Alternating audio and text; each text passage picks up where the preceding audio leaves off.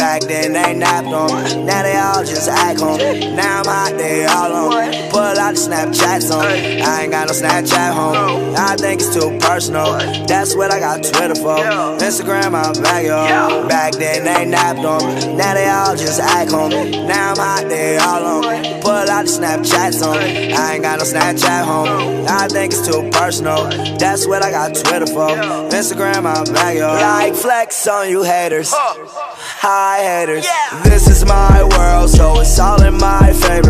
Yeah, what's going on, ladies and gentlemen? Welcome to another episode of the It's Case podcast. You know, this is kind of prime time for us right now. We got football coming back. Playoffs are heating up. How you feeling? Oh, I love it, bro. I've never experienced this before. You know, football, basketball together, and I'm a tennis player too, so I got tennis going on too. It's amazing. I know, right? I think it was a fact, like, not all these sports have played on the same day. It was NFL, NHL, NBA, WNBA. Crazy. MLB. Yeah, exactly. There's so much going on. It's amazing. It's a great time to be a sports fan. Mm-hmm. So, you know, today's episode, football is upon us. We just had our first game. Sunday's coming up. So we'll do a draft with our top quarterbacks. We'll each pick a quarterback. We'll go 5 quarterbacks each. And essentially, this will be our top 10 picks. And we'll base the draft off of who performs better, which quarterbacks perform better. Sounds good. Let's get to it. Hey, Siri, flip a coin. I got tails. Tails. It's tails. Let's It's go. tails. Okay. Oh, You know, man. Super Bowl MVP, reigning MVP, you know, highest paid quarterback in the league. Give me Patrick Mahomes is my number 1 pick. You owe me ketchup after this, yo.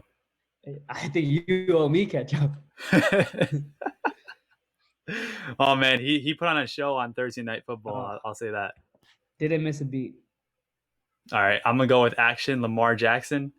Woo. Big trust. Big trust. I see this quarterback. I'm getting second. I have him ranked second on my big board. Give me Russell Wilson.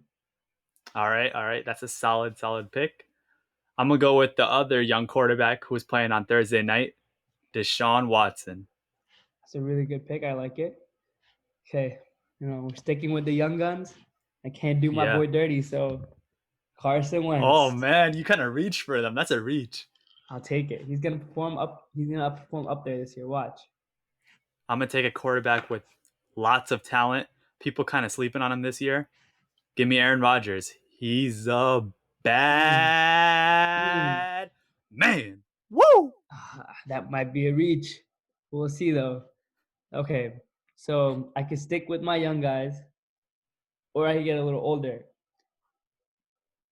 Pay this man. Give me Dak Prescott. Oh, Pay man. him. Okay. I'm going to go with, undisputably the GOAT at quarterback position. Give me Tom Brady, a.k.a. Tampa Brady. Good pick. But I think the guy Tom Brady plays this week, is going to have a better season than this year. Give me Drew Brees. Ooh, I don't know, man. Telling you. I don't know about that it's one. my prediction right here in front of the camera. Drew Brees is going to have a better season than Tom Brady.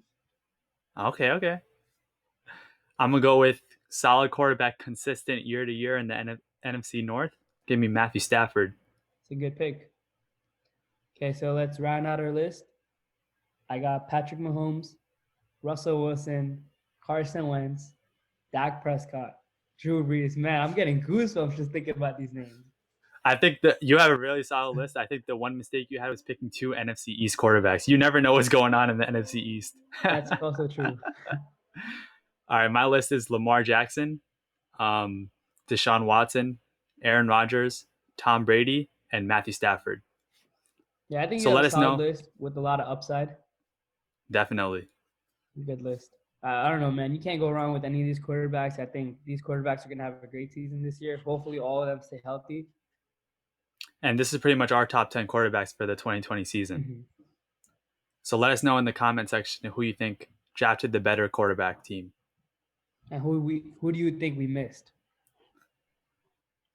So it's official. The Raptors officially lost in Game 7 against the Celtics. How happy are you? Listen, man, it's bittersweet. I'm not a huge Celtics fan, not a huge Raptors fan. But I like how the Celtics are built, and I'd want to see them succeed.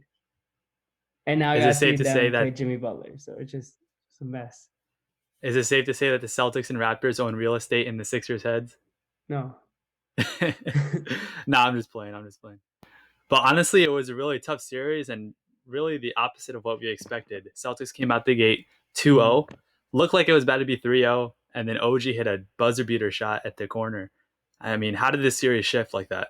I feel like that was a big moment in the series because that game could have easily made it 3-0 and Celtics would have most likely won in 4 or 5 games. But because of that, Raptors just came in and took it to game 7. So props to the Raptors, and Celtics are still a young team. So like it makes sense why it was hard for them to finish it out, but like they came through. And the experience of the bubble and the environment there kind of helped and hurt both teams as well. Mm-hmm. Because in game 7, you would think that the Toronto home crowd in Scotiabank Arena would certainly help them out. Yeah, But that's on the definitely a other big hand, it kind of factor. helped them come back against the Mm-hmm. Celtics. And same thing for games 1 and 2. Like games 1 and 2 would have been in Toronto, where Celtics would have struggled to win 2 games, but instead they're playing in a neutral crowd. So, but like I love the bubble because all these games have been so great and so close. Yeah. It's amazing. It's a shooter's gym, and then like you could really see the young players, they won't get phased by the moment. Especially a lot of the teams in the playoffs kind of have young players on their teams. Mm-hmm. So they really don't get phased by that kind of playoff moment. Exactly. Like even Jaylen Brown in the game 7, he was having a terrible shooting night from the 3-point line, but was doing amazing from like 2-pointers. Like it's just because the crowd doesn't get in your head like that. It's just because you know your game, you just do what you got to do, like what you do in practice. Exactly. But let's talk about someone who didn't really perform to expectations. Spicy P or Mm. Pascal Siakam. What are your thoughts on him? So he had a really good season last year due to Kawhi, Kyle Lowry, and all these pieces around him. Even this year, regular season, he was averaging over 20 points. And he was having a great regular season. But regular season and playoff basketball is completely different. Like compare him to like not talent wise, but like the way he plays is very similar to Giannis. And Giannis gets shut out in the playoffs because it's so much harder to like score easy buckets, transition baskets. And if you don't have a shot, it's really hard. Same with him. Like he struggled So what does it all come down to? It comes down to having a shot. And having his a shot offensive or bag is like very having limited. pieces complement you. That too, yeah. And his offensive bag was really limited with the spin moves. Mm-hmm. He really only had that in his repertoire against the Celtics. And with all Exactly. those Like wing the defenders they have young dogs on the Celtics like Marcus mm-hmm. Smart, Jayson Tatum, and Exactly. Jaylen Brown. And we can't say enough about Marcus Smart. He kind of saved that game Mm-hmm. 7 with that block on That was Norman the moment Powell. of the game for Exactly. sure. Another moment I want to say was really cool to see was Marcus Smart dive for a loose ball, and then Kyle Lowry was right there, and Mm-hmm. they kind of locked hands, pulling each other up. That was like really Yeah. showed the two heart of the Mm-hmm. Celtics and And I the feel Heat. I mean, and sorry, I Celtics and Raptors. Raptors. And I feel like both of those players, Lowry and Smart, play very similar. Like they both have that dog in them. Like they just want to play and show it out on the defensive end more than the offense. Their impact is more measured based on the intangibles rather than pure stats. Exactly. But I personally want to see Lowry do more in a game 7 because he only had 16 points. So like him as a leader and like the best player on the team, he got to show out in moments like that. Like Tatum, on the other hand, the best player for the Celtics, came out 29 points, 12 rebounds, and he was putting on a show for us. And I mean, let's just be real about it. Fred VanVleet was the only reason they were in the game late. Exactly. And he had some really great 3 pointers, but that last shot to potentially tie the game, you got to run a better offensive play for that. Either they got to Exactly. call a But with timeout. Lowry off, Yeah, it was I think it was harder to like run an open play. And like in the end, like you could see like that one play where Lowry got N1, like he was just on the floor, no one came to pick him up, and he yelled at his guys like, "Come pick me, come get me!" Like he wanted to get him like more energized and get him in there because they just looked like they were lost in the end. Like in the end, it was like 86, 80 or 80, 89, 81 for like the longest period, and Raptors couldn't capitalize because they just couldn't score. exactly. And even though they cut it down to 3 points, you have to get a better look. Like Fred VanVleet is an undersized guard. Him taking a step back like that, there's only two to five players who could take that type of shot and make it, and who you would trust. You got to Exactly. run a play or run some kind of action. It was just a simple like step back type of three. And Fred VanVleet And fading away at that deep of a distance is, you know, Yeah, Celtics will take that any with day. the Raptors, like they don't play iso ball. They play move the ball around and then get an open shot. That whole last couple possessions in the game were all iso. Exactly. And even Tatum getting that offensive rebound on that missed free throw was big. Like you shouldn't let that happen in end game situations when you're a championship team. Hmm. Let's talk about But Raptors have yeah. a lot of question marks next year, like Marc Gasol's contract, Ibaka's contract, and Fred Van Vliet is going to be a free agent. Like I don't know what they're going to do. It's gonna be interesting to see, honestly. Maybe they pursue Giannis. Yeah. Who knows? Speaking of Giannis, let's talk about the team who beat the Bucks in the playoffs, the Miami Heat. Are you buying stock in the Heat as a serious title contender? I think the Heat have a really good team, and we knew that from the start. Like, and the like for the Bucks, that was the one team the Bucks didn't want to face because the Heat are built to beat them. They have 3-point shooters, they have people that could defend them, so it was just a nightmare matchup for the Bucks. But honestly, personally, I didn't think the Bucks wouldn't get swept like that, like or gentleman sweep. I didn't think it was. I thought it'd be more of a series. So that was very disappointing to see. Even if Giannis is hurt, like you have three defensive team players on your team with Bledsoe, Giannis, and Brook Lopez, and you can't guard that team. I want to say something about the defensive team selections. I think there's some kind of disconnect between the media's selections of the all defensive teams versus who players Mm-hmm. would fear guarding. And I heard this on JJ Redick's podcast, but like Drew Holiday, as an example, is every person Mm-hmm. in the NBA names him as the hardest defender in the league. But Exactly. how come he is not in the all defensive team selection? Mm-hmm. Yeah, that's a big part. Like, there's so many players that get like Snubbed. not like listed on these things, but like they're out there. They do their job every night. When the media makes these kind of selections, it's based on what they hear and the kind of reputation on the defensive end, whereas the players kind Mm-hmm. of know because they're the ones who are being guarded. Exactly, and it's like stats have a big part of it too. Like if you're high up in like the defensive stats, like steals, blocks, like that plays a big part in it. Right.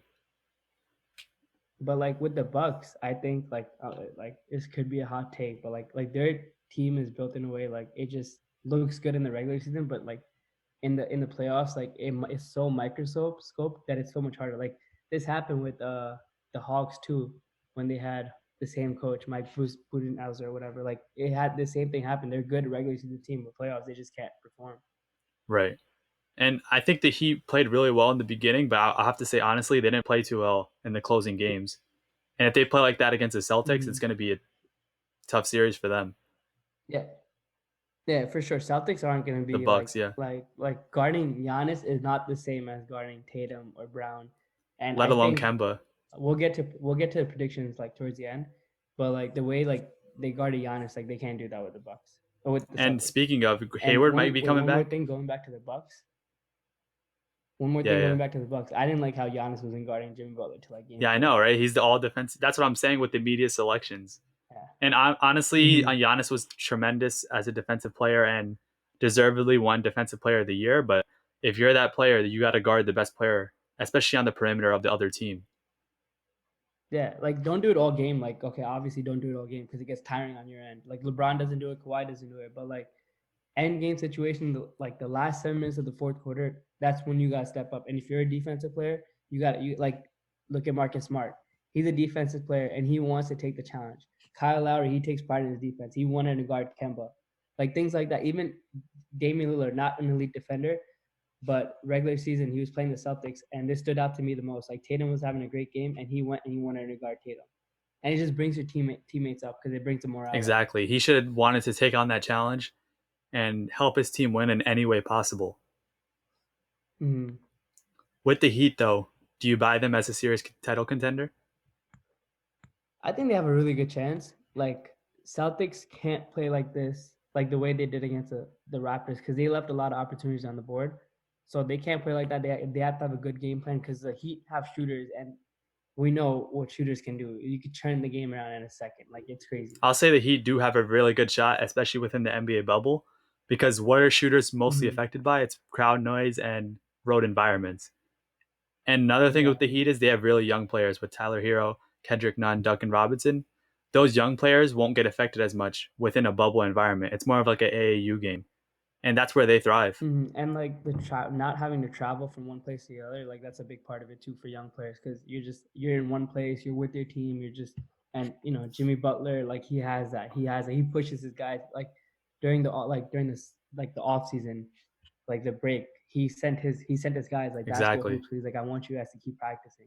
The X factor is going to be Gordon Hayward. If he comes back and plays to the capability we know he could play at, then the Celtics might, will win it in a tough series. But if not, Yeah, it's going to be hard for them to win. I think they'll need Hayward because he's a big part of what they do, especially like during second, third quarters when you're substituting your guys. Like it gives Tatum and Brown more of a break. And at all times, you'll have two guys who could score like 20 a night. Like you'll have Kemba, Jaylen Brown, Tatum, and Hayward. That's like a big part of it. Defenders wise, they have a lot of players that can throw at Jimmy Butler, but if they have shooters on their team, it's a hard team to guard it all around. Yeah, but who do you think? Who do you have winning the series? It's gonna be tough. I'm basing it all on Gordon Hayward when he comes back. So who do you have? I'm gonna take the Heat. The Heat in how many? 7. Either way, it's gonna go 7, but I don't know which team is gonna win as of yet, based on Gordon Hayward's injury. Okay, I'm taking Celtics in 6 if Hayward is healthy and comes back by Tuesday, game 1. 7 if he like misses a game or 2. But final prediction: Celtics in 6. So the Western Conference Finals isn't set yet. We still have 4 teams left: the Lakers, the Clippers, the Nuggets, and the Rockets. What are your thoughts on both series? Okay, so let's start off with the Lakers and Rockets. Series is 3-1. The Lakers are pretty much taking it over, and LeBron and AD have dominated that series. I think the biggest key factor in that series is AD, because the Rockets have no one to guard him, and AD isn't exactly the same as Steven Adams, where Steven Adams wasn't as big of a scoring threat, so they can kind of get away with that. With AD, he's more of a scoring threat, and even if he's in the paint or in the mid-range, those players on the Rockets are too small for him to adequately guard him. Yeah, exactly. Like AD had one job this series was score, get rebound, or 2 jobs, score, rebounds, and he's been dominating at both ends. And we know what we get from LeBron night in, night out, and he's been doing what he has to do, averaging almost a triple-double in this series, which is unbelievable. Even still, though, the Rockets still had plenty of chances, and they really did not capitalize when they had him. Yeah. And his playoff performances are, pretty lousy in my opinion. Yeah, I know. We've been saying this for a while now. Like James Harden in the playoff is different, in a bad way. Like he just 11. Yeah, he just can't show up. 11 field goal attempts. That's the first thing. I understand if you're missing your shots, but field goal attempts when you scored almost 36 points per game average in the regular season. Yeah. People call him maybe the best scorer, which is, after this series, should never be a question again. Like it's just with the way that Rockets team is built, like it's just like Westbrook is just so inconsistent. Like you'll get the effort out of him, but like, you won't get like consistency out of him with it, which is like really frustrating. And then James Harden, we know how he is crunch time, which is another frustrating thing. So who takes the last shot if they need someone to take the last shot? That's the biggest thing.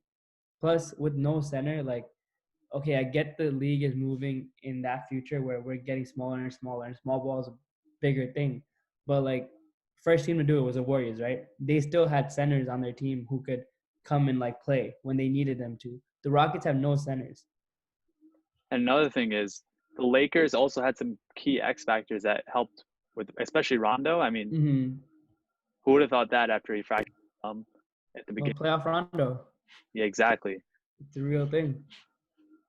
But like with the Lakers, one more adjustment I noticed was like big after game 1. They pretty much went away from JaVale McGee and Dwight Howard, and they moved AD. Right? They couldn't stay on the floor with the Rockets.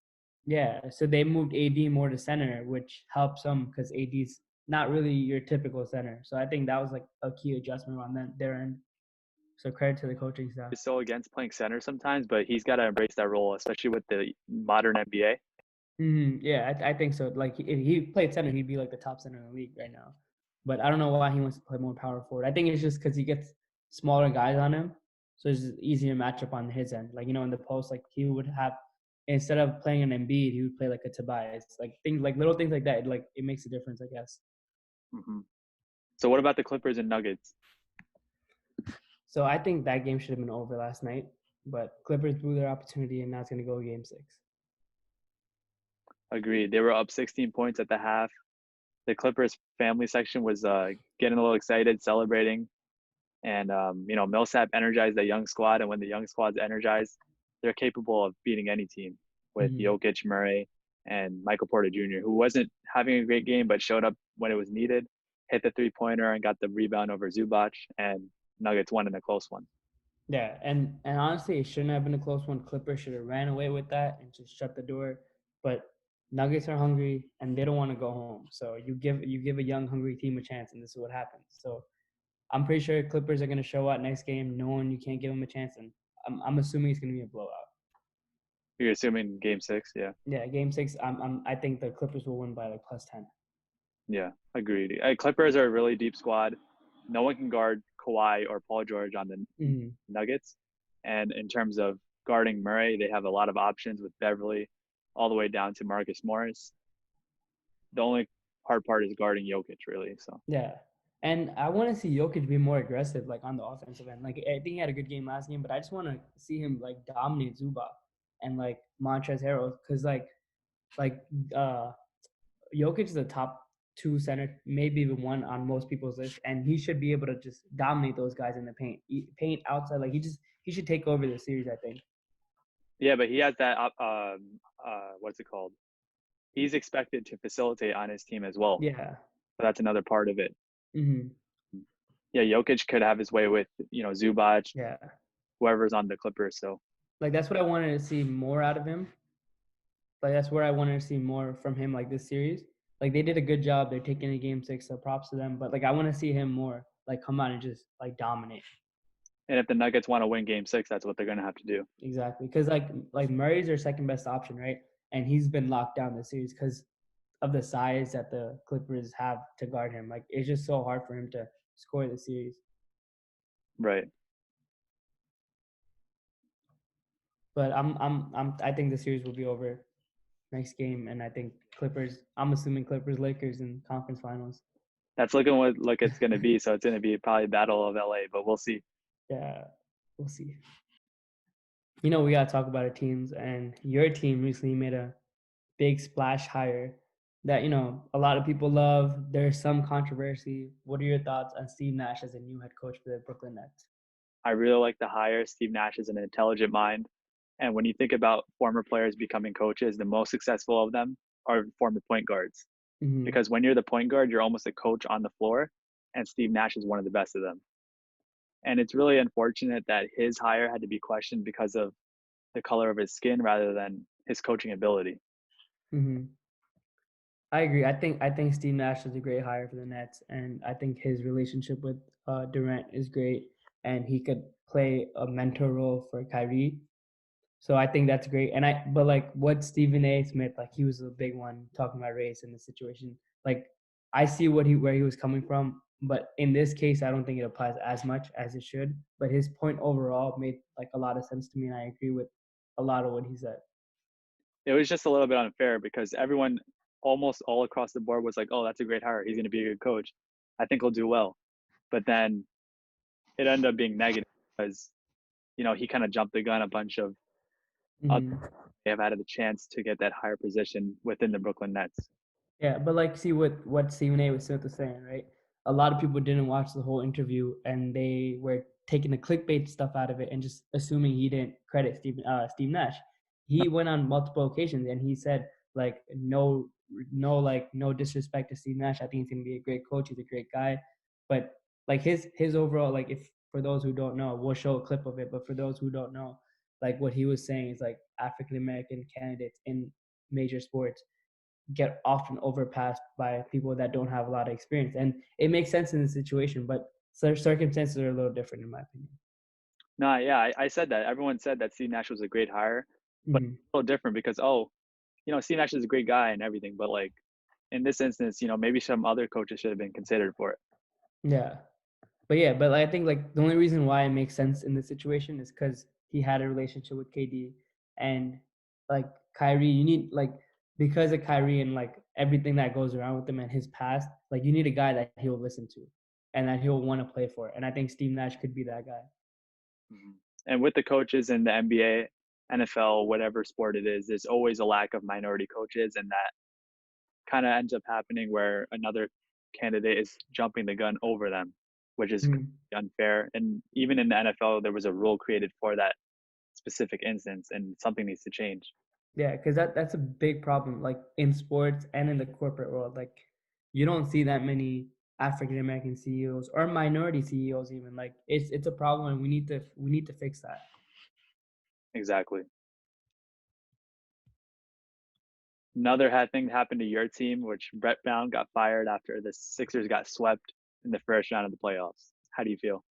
So love Brett Brown. I think he's a great guy and a great person. But sometimes you just need a new voice in the locker room, and it was time for that. Like, he just didn't hold players accountable, and like little things there, here and there, like in games adjustments. But he was a great guy, and I think he did a great job for our culture throughout the process years. But now as a guy, we need a guy that could win us a championship, and a guy that could come in and take control of the room, and have Ben Simmons want to take shots, have Embiid want to stay in shape, like little things like that. You need a guy like that could come in and just take over. And for my candidate, I wouldn't mind Tyronn Lue. That wouldn't be a bad pick. Mhm. How do you feel about Brett Brown reportedly saying, "Oh, Ben Simmons, why the hell is he shooting?" And B needs to get in shape right now. So Reportedly. so I think because he just got fired, right? Because our ownership is like terrible. It's like one of the worst. Yeah, So I yeah. think now that he got fired, I think a lot of it is like just scapegoat, like you're just throwing it on him. So I I think that's a little bit of what's playing into that, but I don't. mhm, Without a doubt, I do think that he said those things, or in some mhm, shape or form, maybe not that exact quote. yeah, If we're thinking those things, I'm sure he's definitely thinking. yeah, he definitely said it. And the problem is that he didn't say it to these guys. Like, if you're the coach, you got to go up to Ben Simmons and tell him, go shoot the ball. But what he doesn't what he does is go to the media and tell his agent, tell his coach, tell just go tell him yourself. Exactly. Now, we don't know who the Sixers are going to choose as their coach, Mhm, but let me ask you another question in terms of, now maybe not a coach's question, but a mhm, future Sixers question. If yeah. do Ben Simmons and Embiid have a future together? Yes, without a doubt, no hesitation. And what's their max limit? Like 1 season, 2 seasons? If the same kind of things keep happening, at some point you got to do something. Yeah, so obviously, like, that's like with any team. Like, if you can't win, you gotta blow it up. So this season, this off season is gonna be a big one for us, because you have to hire the right guy who could take account, who could take charge of the room, and then you gotta do something about Al Horford, because I don't think that works, especially like with that contract. It just doesn't work. Maybe not just Al Horford. What about Tobias Harris? I think Tobias Harris does more off court, which helps us a lot more. Like, his contract, obviously, definitely not worth it. Like, he's one of the highest paid players in the league, and that's definitely not worth it. But like, our team, we need leadership, and I think he brings us that. If you didn't see Matisse Thybulle's vlogs, you gotta check that out. But in the vlogs, you see him like taking charge, and like little things like that you need on a team. And I think he's our jug guy. Right. I think the Sixers have a shelf life of maybe 1 season or so, Hmm. two. But if nothing changes, if Simmons doesn't get a shot or Embiid isn't more aggressive and in shape, they don't have at least Eastern Conference Finals. They gotta trade one of them. Yeah, I agree, and I think I don't even think it goes 2 seasons. I think it goes 1 season if we don't have a good season. But like, Elton Brand gotta step up, and you gotta figure something out, because we need spacing. Losing JJ Redick was a big one. Losing Jimmy Butler was a big one. Bringing Al Horford in instead of Jimmy Butler was questionable in the time, and now we know it wasn't a right move. So he needs to do something. Trade Al Horford. Bring Buddy Hield, Kevin Love, Chris Paul, someone in that could help us space the floor. Giannis? Man, we already don't have shooting. What do you want? What do you want us to do? Breaks. Yeah. Listen, man. But if you get Giannis, you figure it out. If you get Giannis and beat him, Simmons, you figure something out. Hey, I mean, future is unknown right now, but we'll see. Exactly. Finally had some football this Thursday. Super exciting. Loved it. Chiefs Texans. Thoughts? Well, first off, we had a lot of great moments, including Andy Reid's face shield, Mahomes and Watson pulling up next to each other. What do you think they were talking about? They're just like, yo, what's up? Let's go. Get back to work. You don't think they were talking about Trubisky being drafted ahead of them?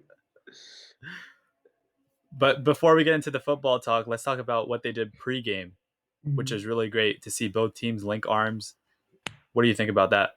I think it was good. I didn't like how they got booed for doing it, but overall it was a good stance. And I liked how the Texans on their touchdown side of each end they said end racism. I think that was a good message too. And I think each week we got to see more and more of NFL players, NFL coaches, and eventually, hopefully, NFL owners standing against racism and all these problems we have in the world. 100%, because the NFL has always been ambiguous when it comes to their stance. And it was super evident with Colin Kaepernick, and it never really has changed since then. And I think one more thing, like along with racism, is COVID-19, like their stance on it. And you could see how some owners feel about it and how some owners feel about it. Like as Right. an Eagles fan, I see Jeffrey Lurie out there saying, "Oh, no fans allowed until like it's safe." But then we see the Chiefs have fans, and then we see Jerry Jones wants fans at every game. And then Jerry Jones saying we could have fans at the Cowboys. We want to have fans. It's going to be safe. So things like that, I think like we gotta stand together as a country and as a whole, and NFL as a whole, where we stick together and we're like, okay, COVID is real. We fight COVID. Wear a mask. It's safer. Always thought there should have been one universal policy as opposed to, overall just limiting it by state and also by team. It just doesn't make sense to me. Yeah, and like even all that, like as a fan, it's not fair that like Chiefs have fans, the Eagles don't have fans. Like it's just like it's not fair, like as a sports fan either. Yeah, it depends depending on which stadium you're playing at. It's not fair at all. But one thing I thought that was really funny was the Chiefs had a sign saying "Wear your mask to keep Mahomes safe." Like that was pretty fun. That was pretty funny to me. Yeah. But let's talk about the game now. What did you think about? Quick thoughts about Chiefs versus Texans. So I thought it would be closer. I didn't think the Chiefs would just run away with it like they did, and we know how much Hopkins meant to the Texans. Yeah. And it kind of showed a little bit because none of the Texans receivers could catch anything. And it was good to see David Johnson get back to his form from his early Cardinal days. And that kind of connection is going to have to keep improving week by week for them to have success in the AFC. And I mean, I kind of expected this. I kind of expected the Chiefs to win by maybe 2 touchdowns, which is, kind of what they did. And Chiefs were really explosive with their receivers, no matter who it was, Tyreek Hill, Robinson, And like with David Johnson, like you said, like he had a good game. And I think they're going to ride him because Bill O'Brien knows he messed up by trading Hopkins. So he's going to try to use him as a workhorse and like get him like a touchdown and like 100 yards every game. Like he's going to hope for that because like you there's no way, no one on that team is going to replace Hopkins, but at least David Johnson could do some of it if you keep riding him. Will Fuller's got to be more consistent if he's going to be that number one option. He's got to stay healthy and, catch those passes.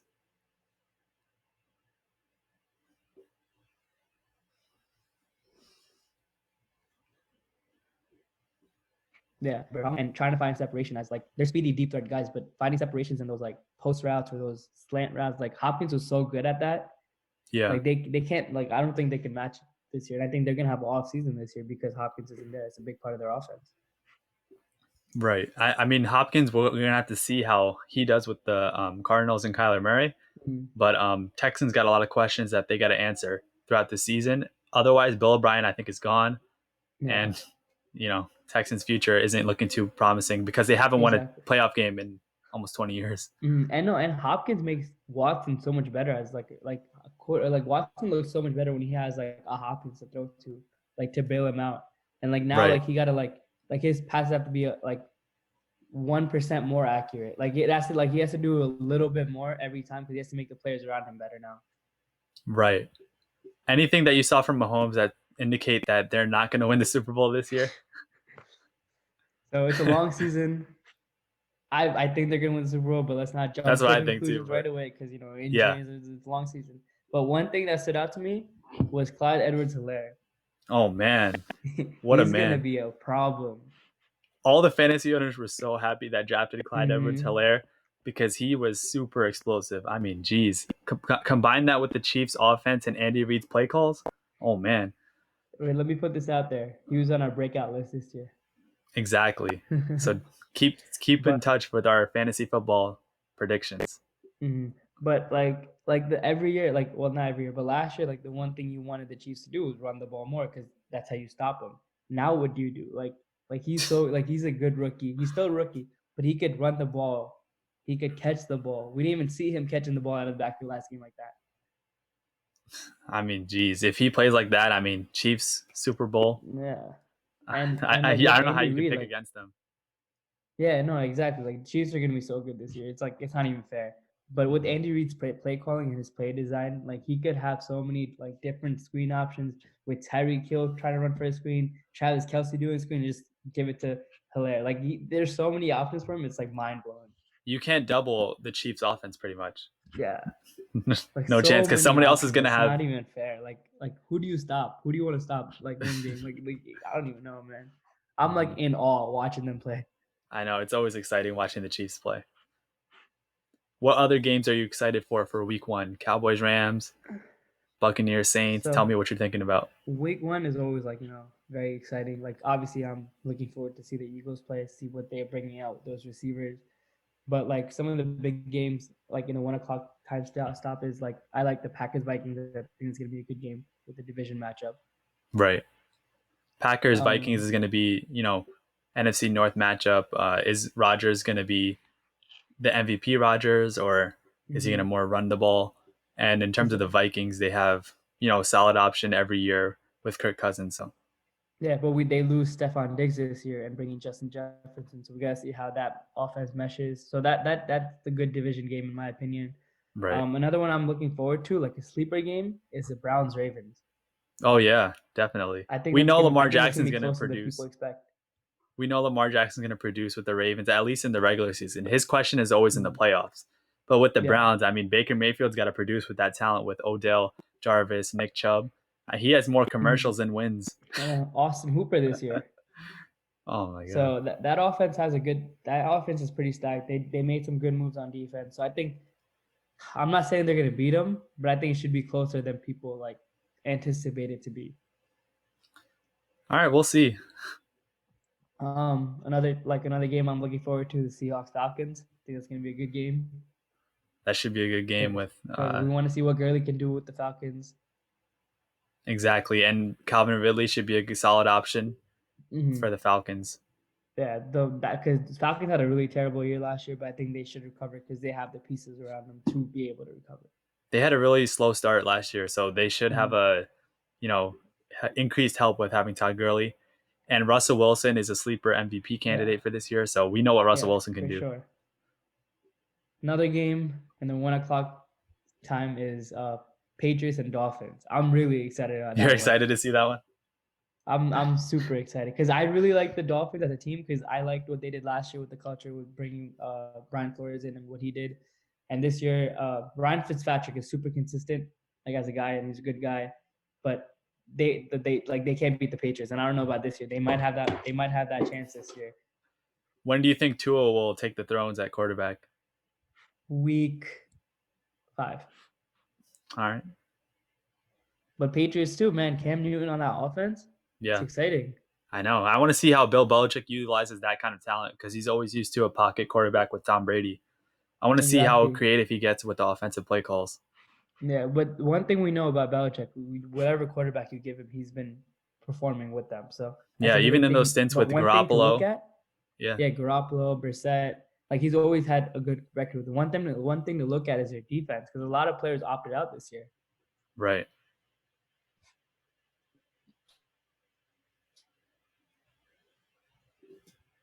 So I don't think their defense is going to be as good as it was last year.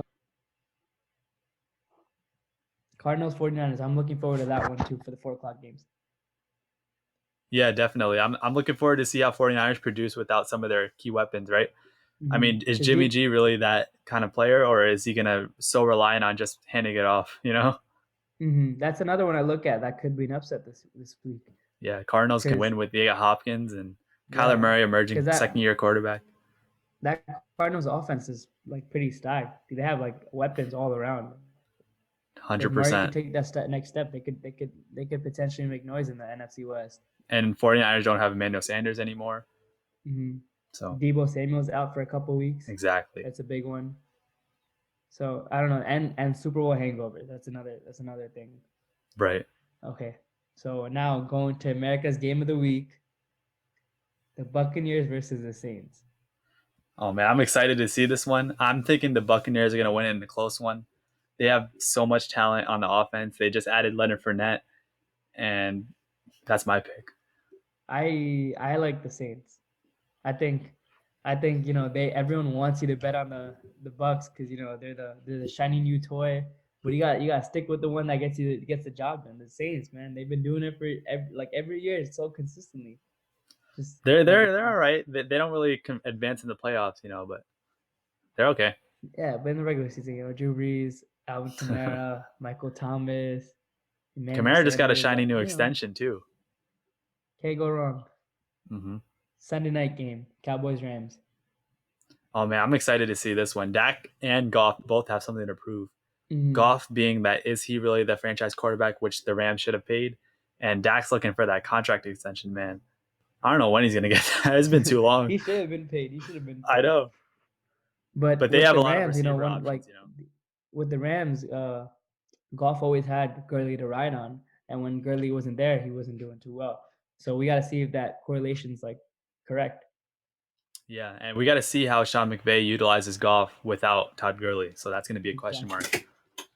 And then the Cowboys, man, that offense, so many weapons. Oh man, they just added a CeeDee Lamb on top of Amari Cooper. So Michael he's going to be Gallup. Exactly. So that team's going to look good. And Zeke isn't doing something in the in the beginning of the season. He's not suspended. He's not in Cabo eating sushi rolls. So he's gonna be eating. Yeah. Okay, Monday night games. We got 2 games this Monday night. You got your Steelers and Giants. Yes, sir. What are you looking forward to? I'm looking forward to seeing how Joe Judge leads his team because, he kind of made headlines with his strict and disciplining coaching style. They made him run laps. He had the defensive players use tennis balls taped to their hands so they don't have holding calls. So I think that discipline should carry over, especially within a quarantine setting. A team that is disciplined in the quarantine setting should have success during the season. Okay. So I'm looking forward to seeing the Steelers play this year. I think that's a big sleeper team for this year because last year they weren't healthy and their defense is pretty elite. Their defense is elite. If not. Mm-hmm. And Ben Roethlisberger is coming back, and it might be his last couple of years, so he wants to prove something.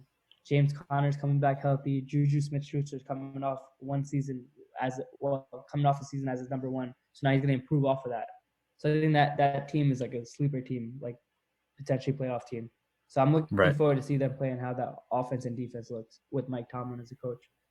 It should be a good game for Monday night. And I mean, Steelers were okay, but they kind of missed Ben Roethlisberger a lot, especially Juju. Exactly. Second game for the Monday night game is Titans and Broncos. Oh man, it's gonna be a close game. I think so. Broncos should make a big leap with Drew Lock as their second-year quarterback, and I'm excited to see it. Yeah, they had a lot of weapons for him this year. Like Melvin Gordon's there as running back to complement Philip Lindsay. They added Jerry Jeudy in the draft along with Cortland Sutton, hopefully taking the next step as receiver. So that offense is pretty solid. Exactly. Do you think Derrick Henry will produce similar to his playoff production last year? I have him on my fantasy team, so I'm hoping he produces. Well, if the Titans want any chance of winning, he's going to have to. Yeah, and I think